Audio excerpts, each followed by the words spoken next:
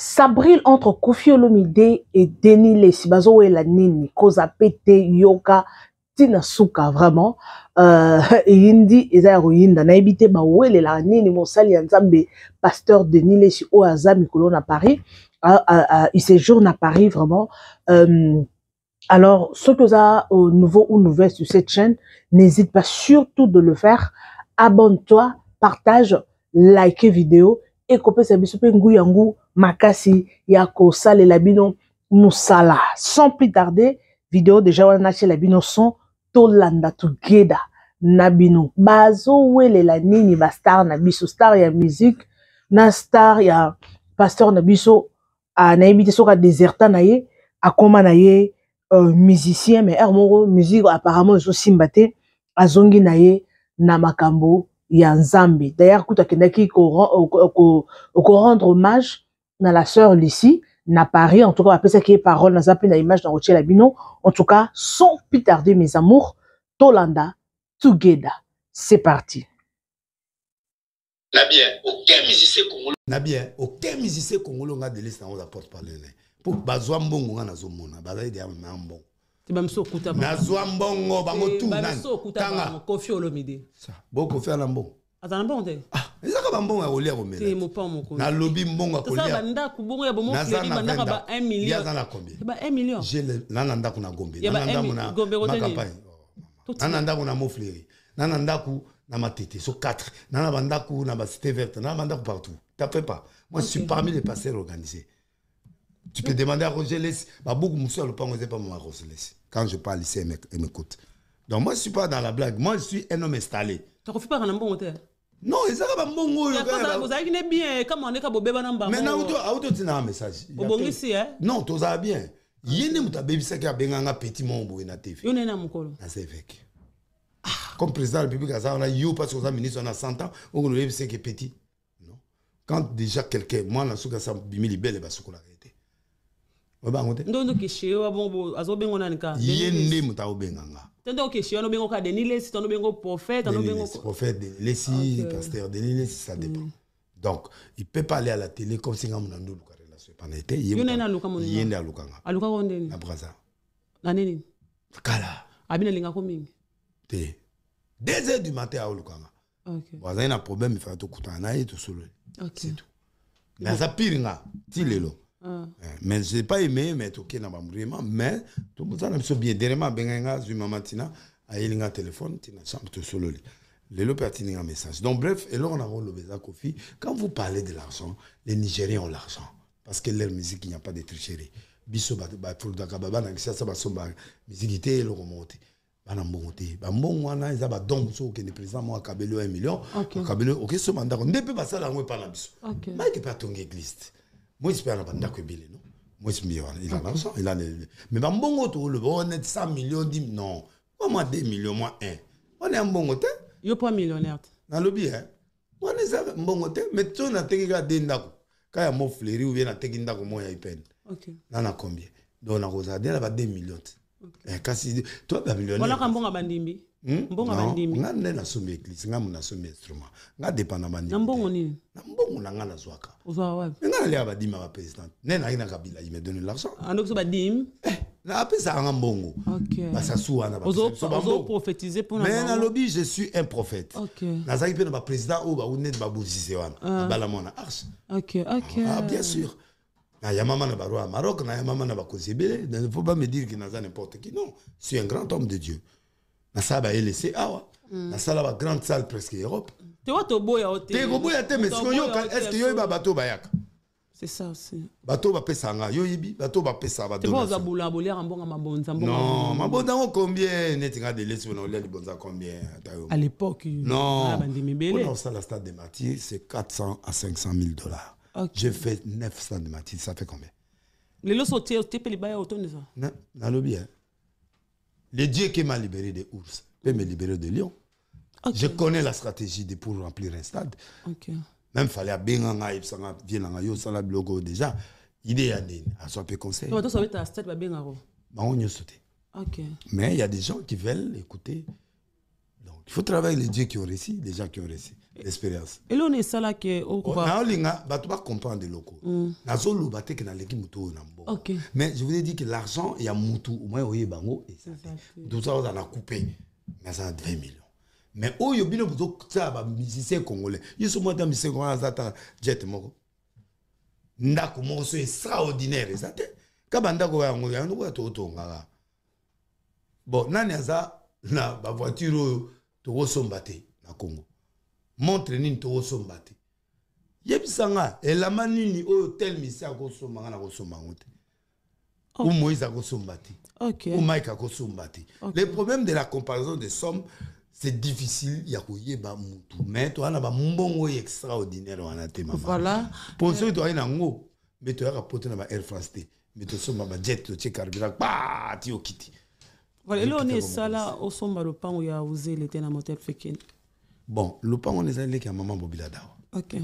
Alors, tu comment il a un contrat pour tout sommet, mais pas d'ingéité. Alors, tu as un temps dans la prison, mon obis tout ça là, mais ça là peut te payer. Avance, bazong ici biso montation un membre du gouvernement. Donc, il y a un mutumus. Ça n'est pas le droit. Il y a un sarro qui est dans ma tête? Non, ma tête n'a somba déjà avant. Il y a un banda qui a un ngo, un bobo to bon, ça le droit dans la prison. Au bon sango kaka, to tcha église. Mais la somme peut limiter banda kala 250 mètres 120. La somme est mon côté industriel, donc on a préparé notre église mamonene. Moi, ça t'a voulu attirer là où il y a un concert. Moi, ça frango il y a un concert. Moi, ça papa me un concert. Donc, conseil des terrains à battre donc, il faut que chérir, vrai chéri. Il faut un concert. Mais quand il a besoin de bouter un concert, femme, mère a parlé, il y a un sali. Il y a un sali dans le concert. Ou alors, tu zoyé, tu l'as eu, n'a parlé, tu t'es dans Libanda. Mais si elle va comprendre, Congo, Africa. Koko ti sara mwasi na yo na makambo ya business te. Soko lingi ou avancer. Femme, il faut savoir les couloirs de yaye. Il y a dans le couloir de yaye, makambo yaye, carte bleue ya palais, bana, ba classi, ba conseil, tout makambo nyonso wada ou sali yé couloir. Mais si on a bimi ni banda ko landangati. Après ça c'est idéologie. Ça c'est discute. On a nini na tolomi bongo. Parce que ce qui moi ça. On a bino bata viva. Artiste dans l'ensemble. Beaucoup de ça base na bino na business. Les soboling makambo na bino bébati. Oh bazalaka na kati ya Kinshasa. Mais qu'est-ce qui s'est passé la dernière minute? Liste na est comme amoindri. Très bonne question. Qu'est-ce qui s'est passé? Normalement, si tu demande de visa, tu arrives vraiment. Tu belé fallait to yanding ezala kaka et ça là que tu sa visa tu sa demande ba ebisinga ino maramtu ya très bien ba papier tout fournir au na papier au singaki et puis batali Olympia yo mona yo yeba ki déjà ndingi Olympia ezalaki mais ba jour ba ebisinga ba rappeler nga po abisanga réponse to zeli moi muke oh non to zonga sous 2 jours après to zongi sous moi 2 jours wana moi pepono bozonga l'après-midi to benga babenga befsanga ike bon bref balobi ke to pesa o visa te pour na ba raison moko boy ba raison nini o batu mo babengi balobi no o ma artiste te o mema bangulu sonde de mangambe belé donc il y a mystique non to pesa o visa te na bi moi raison monsieur ezate o mema bangulu et puis donc ba mambe belé donc et belé yo mo bi obi ka biso ne la msu ba mo ba coup de fil ba defsa bango boye suku de bima na ko dénoncer pe comme mais na bo tanga comme ça tanga comme on a besoin importance moi et belé mutu moko za na orchestre moko boy abenga loba no moni pas la vie petit on ozwata ata deux visa ozwate faible market tu habite faible market et dit badiata zingeti ba yebi mutu mo abenga petit on ozwata deux visa te comme ça tanga okina mikili to sto sali conspiration tanga ke musicien mo ba singe 4000 €. Mais ce qu'on nzambe a contredire mutongo Laurent Nzamba répond à Batutu et sali que mboka pe sali et tele maman di met po ya teke ezaka teke na okati na obeta na tamsusu na Kinshasa do eza Olympia za lokola eza elo mo bego ya à moi affaire d'état artiste congolais a aussi produire na Olympia donc soki na yakite ngé comme pe non moni ba congolais ba doya ke bele na salle puis na yete ti sali que moi ba ndenzamba lingaka bana na bon ba vina biso pe lokola ba président parlement Vital Kamerhe ba ambassadeur itinérant ba Antoine Gonda ba impératrice Vivine Moleka ba moi ba viera wana ba tu ba moi pression tu peux bon mais non il a raté ada artiste ya solo ça n'a beta bena fara na ba tu ba livrer à plan ba dévoiler ba secret mususu tina lo bon la télévision zate ba tchenga siko en épreuve test ba bidon to peso a 10 biloko OK nango soko kei uzongi ndesiko ba faire il tu comprendre bien que non maman ba biso ya lokuta il a bien logique mais il faut pour assurer que son ministère kimi donc il a ma plein bon on a le droit na artiste il faut na beta ndule na sacrifier loranzo sacrifier lora na sacrifier libu et lora kati libu na sacrifier yango na bicho ezate pour faut na beta ndule na sacrifier plan so mutu mo kimi plein be barai ça non rien pour ngana artiste pour musique non liboso loranzo to banini ya no mambia type bon ça va ba livrer biso plan to doit vol jeudi na ba 22h ba livrer biso plan na ba 14h marque tabu obi yo za mosantu mais maramto mona ba livrer plan na ba 14h na soir bon to ke to avion to le bipé non c'est bon bon tout repena to kei bani obi ke to beta pena décollage to beta 3h na mapata wana nga sino bien enfin nzamba yoki kolela nanga to ko ma Paris le binatom obi ke to beta 3h bwe pilote bena loba. Thank you for not smoking during this flight. Smoking is also not permitted in the toilet, which is located at the front of the cabin. Que réacteur mort Diana Licolo. Mambo to ga ba film me wana. Réacteur mort à plat.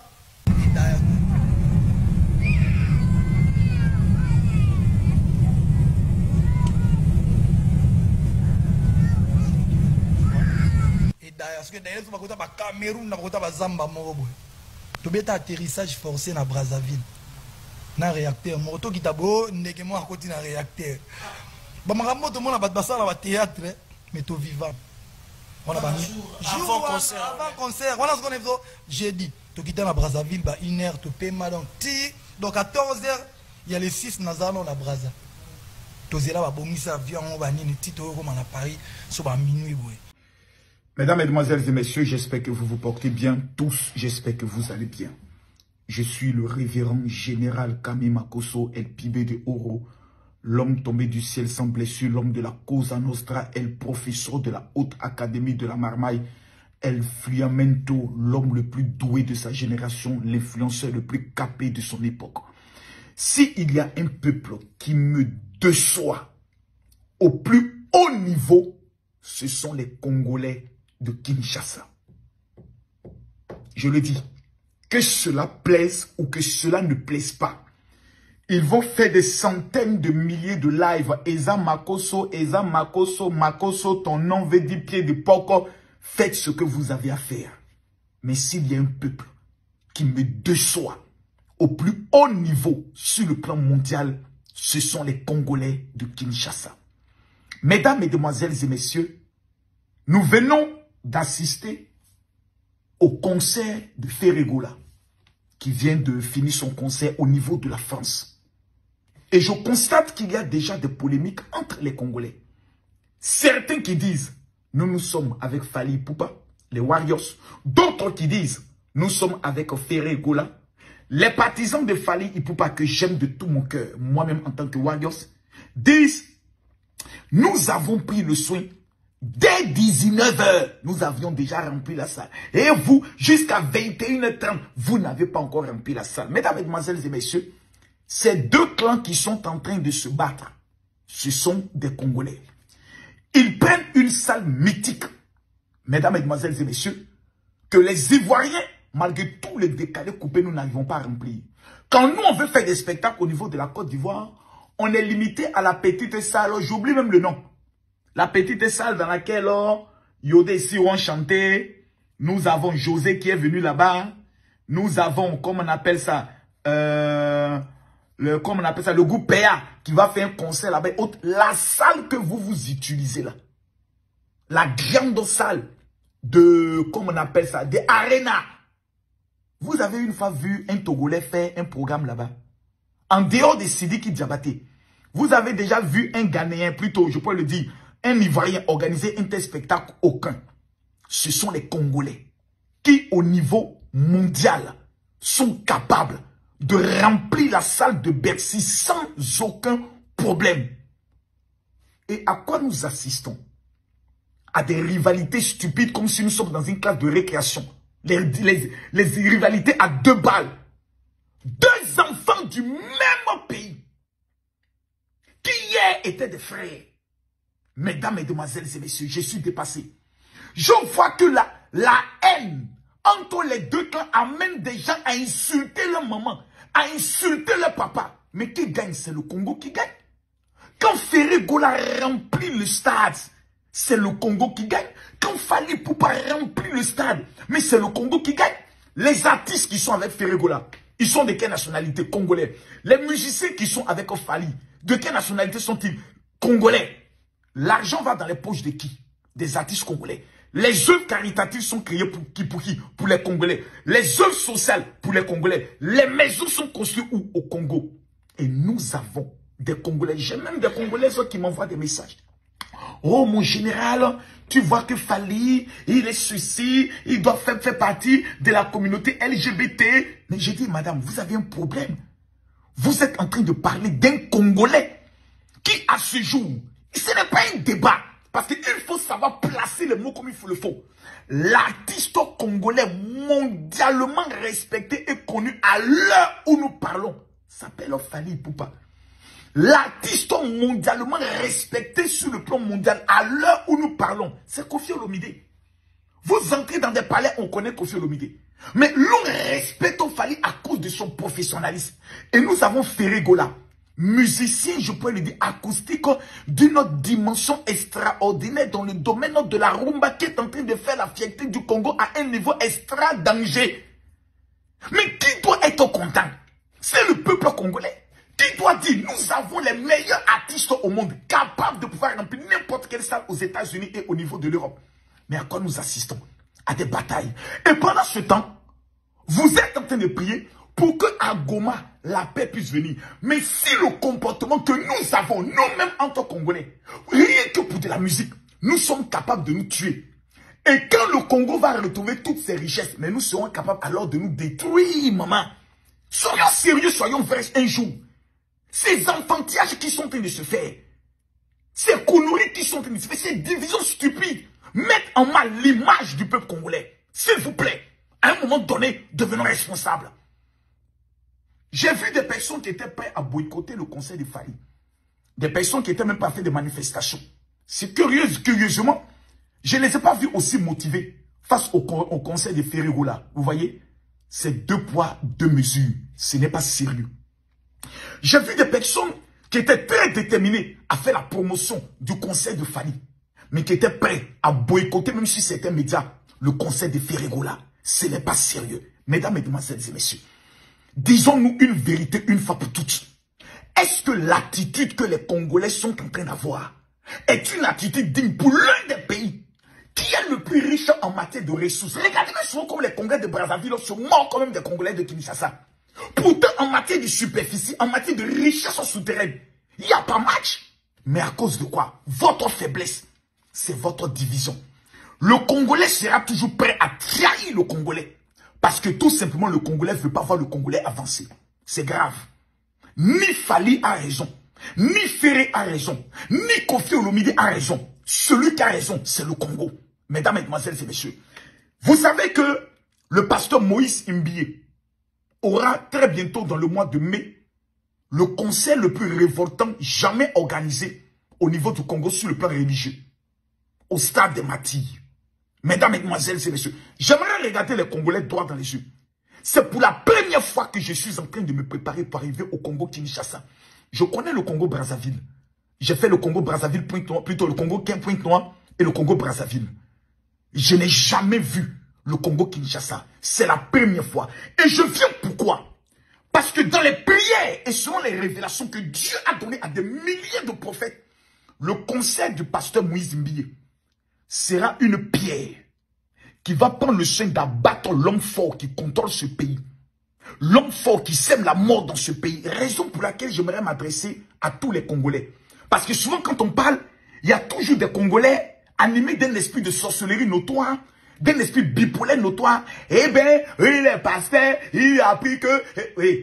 À un moment donné, on la ferme et on écoute. Le Congo n'est pas un jeu. Le Congo n'est pas un jeu. Vous ne serez pas le pays avec autant de richesses qui sera toujours en train de pleurer pour dire le Rwanda nous empêche d'évoluer. Quelle est la capacité de la population du Rwanda? Quelle est la superficie du Rwanda? Mesdames, Mesdemoiselles et Messieurs, il est inadmissible que l'on dise qu'un tout petit pays comme le Rwanda peut dominer un pays comme le Congo. C'est une erreur qui doit être corrigée sur le plan spirituel. Goma ne sera pas sera le terminus des ennemis du Congo. Et cela se passe au conseil du pasteur Moïse Mbiye. Tout Congolais qui est au niveau de Kinshasa, même qui est à l'extérieur, vous devez descendre au niveau de Kinshasa. Parce qu'il s'agit de votre nation. Quand vous allez lever les mains vers le Seigneur, pour commencer à adorer Dieu dans une dimension extraordinaire, dans les 72 heures qui suivent, c'est vous-même Congolais qui allez prendre le soin de rendre témoignage. Il n'y a aucune personne qui mettra ses deux pieds à ce conseil et qui ressortira pour dire « Je n'ai pas vu la gloire de Dieu ». Mesdames, Mesdemoiselles et Messieurs, j'aimerais dire aux Congolais, de grâce, protégez vos étoiles, protégez vos icônes. Ces guerres stupides et inutiles entre artistes détruisent le Congolais. Il faut détruire le Congolais pour que le Congolais existe. Il faut mettre à terre un autre Congolais pour qu'un autre Congolais soit au-dessus. Non. Vous avez une chance extraordinaire d'avoir des artistes aimés et respectés dans le monde. Vous devez utiliser ce potentiel pour encore positionner votre pays à un autre niveau. Mesdames, Mesdemoiselles et Messieurs, que Dieu bénisse le Congo. Et je vous donne rendez-vous au stade des Matis pour le concert du pasteur Moïse Mbiye. Shalom. Moïse Mbiye n'a pas la tête, donc... C'est à Bota. Ah ouais. À Bala. À Bala qui, moi, je suis un peu en Paris. Masalabiso, il y a le café, il y a banine. Fimo a payé même à tamola mingina penel. Tout tamola penaye, surtout comme c'est gars na tiki. Biso d'abord surtout côté bureau mon bout tout tiki. En fait, à Botane moi na. À Bala il y a mon d'autres. Mais ba boyana. On comprend vrai break au DGT. Ah, yende passé ma soeur ngalinga. Siko abenga c'est là benga soit que le PC conseil so nini. Azape pire Mike Kalambaye. Tant à Balara Penel, ne connaît pas qui ensemble et tout ça. Donc Mike il connaît aussi la fille. Alors tant il y a qui qu'on a vu Marcelo Tieli, tu as benga a yoki singa ba audio musuna na ngotilelo. Tant na tali. C'est fille ma kosagite. Bon, na yoki le remonter. Parce que pasteur Marcelo peut utale boisa propre. Et kokende bongo te kokende amlo mabe no linga na loba na lingite. Ko na c'est la tiki va conflit la bat pardon. Mais ça propre. Propre né. Alors t'es à retirer l'école la biso de ya d'année normal à la tane bilo normal sur université classique à lati. Ko ça Marcelo na bilo là. Donc na cause à conflit na masto putain na restaurant bon aviso. Mais il y a manga, il y a place de c'est Marcelo? Oui, tout bandit, tout solo, il a tenu ma question à l'agneau sans répondre. Mais j'étais en conflit avec tout le monde. Alors moi, je peux pas être en conflit avec tout le monde. Et puis, il y a un tata na bango. Il y a un tata ya Moïse, il y a un yé. Donc, bango, il faut pas tout ça. Même à Maïko, il y a un par rapport à un stade tout na salle, il y a un Maïka, tout ça. Là, ça parmi tu peux soutenir pour commander un commune. Donc, on va y aller au Masiko, mais dans la salle, on va minene ou on a une basalité. Vous comprenez? Donc, il y a un autre souci n'a plus ces alliés que Bazala ini, même si Bazos mon anante baoliate, même ils peuvent s'appeler, ils peuvent être bien, hein? Bazala ba bien ou osa musana ou osa musana. Qui va conflit voilà. Mon imaikache c'est net. Moïse Paché 2 jours en 2025. 2 zéniths. Pourquoi JB avec Fali ou quoi? On va musicien, mais nous on est des pasteurs. Pourquoi ça? Mais nous avons un stade de Moïse, on a un tchèque. Mike nous a fait ça qui première date. Même si Moïse il faut tout bêta. Il faut tout tchango. On a regretté tant de réconciliation et au salima. Donc c'est na pour ça qui est. Pour nga un esprit na ngai que si on a tché campagne bien soni bâti bato wana banyokolonga tellement trop que ekoma ebendaki libaya na libaya ozomona. Donc souci nanga siko ezali ke bango bazala bien bana stade bango mibale musu na mewa mususu na chien bazala bien. Alors na boyaki Penel akota na conflit wana po bakomona ke moto otinde Moïse et ça va créer trop de problèmes. Alors bayoka nana mbane soka yoka été voix oyo asali déjà yoka po ayebi Mike alinga makele le troté lokola lobi pona bana raison ezaka bana bato baza pourrier. Alors yango mona Mike asa l'effort ba bongiselo kwa Mike paye la TV à répondre. Donc bref, Penel a fait des réclamations pour ses enfants. Mais ba liste wana azape mutu azana secrétaire au mona bou Penel Penel azana sous péta Jésus abandi. Mais ça vous entendez bien selon yo et ça 70% frère. Moi ça confirmé.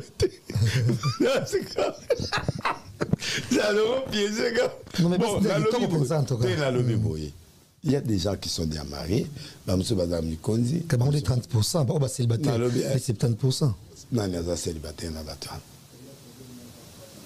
Bon, tu vas marier. Donc, il peut y avoir une réalité dans la mais c'est tout vérité, il faut dire ça. Et puis, ça va préférer. Mais le bien, on monte au bon dans la salle, banga. Oui, mais ça préférer. À Kanabang, je ne sais pas. Comme ça, quand Oya yebi à Loba, la yebi. Mais Oyo Nyoso Yazoloba, net assistant à président. Eh, Ngamote wana. Ngambo, maman, d'abandonner l'aéroport Nyoso Congo. Ça peut être ordre wana. Et si lit. Attends, ma compliqué la vie. Bah, compliqué dans la Mayama, au côté peut m'engager. Donc, nous avons protégé pays. À ça, là, on peut le docteur, à 5 pardon. Quand il a déjà demandé pardon à son mari, son ex, il a demandé pardon à ma table. Le Babylone est bien, Mongol, la Bota Boui, c'était pas bien. Au bout d'un moment, Mongol, le grand péter va bien. Kitoko. Mais si il est déjà tout chaque à 5 pardon, à l'imbicie. Voilà, nous sommes pratiquement à la fin. J'espère que Bolandi Binomoko, différentes interventions, la Chili Bino, vous savez, vous informer, c'est notre souci majeur. Alors, Mambo, Ezebele, Bomoni Binomo, explication, la Chili Bino, Mambo, Denis Lessi, na Fali, Ipoup, Denis Lessi, na Kofi Olomide. Donc, Baza, na Rando, na Bango, Oya Lobi, Onga na Lekio, na Mbongo, O Mzo Lobi, Nga na Lekio, na Mbongo, donc, Bango et Loko, Oyo Bawele Laka, Eye Banité. Deuxième vidéo, na Chili Bino, il y a Reddy Amissi, à l'objet que na business koko tisara moi cité. Donc, moi, si fois tika la rananda, je ne sais pas, azosa la Légion, il y a Ferrigo là, parce que Ferrigo là, toyebi que à moi sinaye, ayaki na cancer, azaki présent na cancer. Mais toyebi te sur azosa la Légion, na wana, parce que pour na yé, à l'objet que kosangi sara moi si na business té. Alors, on les a point de vue na Burkina lobby et puis na chebino ya fali pour pas polémique ou eboti que faire rigola ba pesi ba visiter c'est par rapport ya fali pour pande a benga ki na ambassade pour ba stopper bango voyage ba boya ko pesa bango ba visa. Alors merci beaucoup na bino bato bolandaka biso, merci na babonné intelligent bolandaka biso tina suka.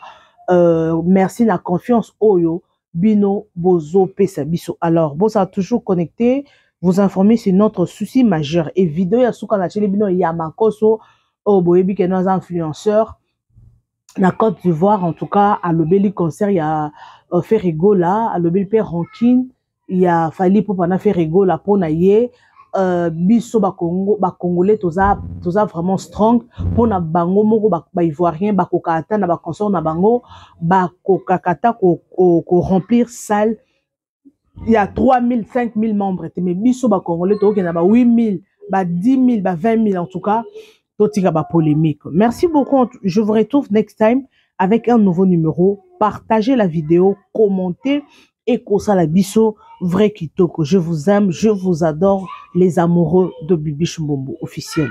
Merci beaucoup et bye. Vous informer, c'est notre souci majeur. Pour toute information politique, culturelle, sportive, abonnez-vous sur votre chaîne Bibiche Mbombo officiel. Bibiche Mbombo officiel, l'information en temps réel. Abonnez-vous massivement et vous ne serez pas déçus. Bibiche Mbombo officiel is the best.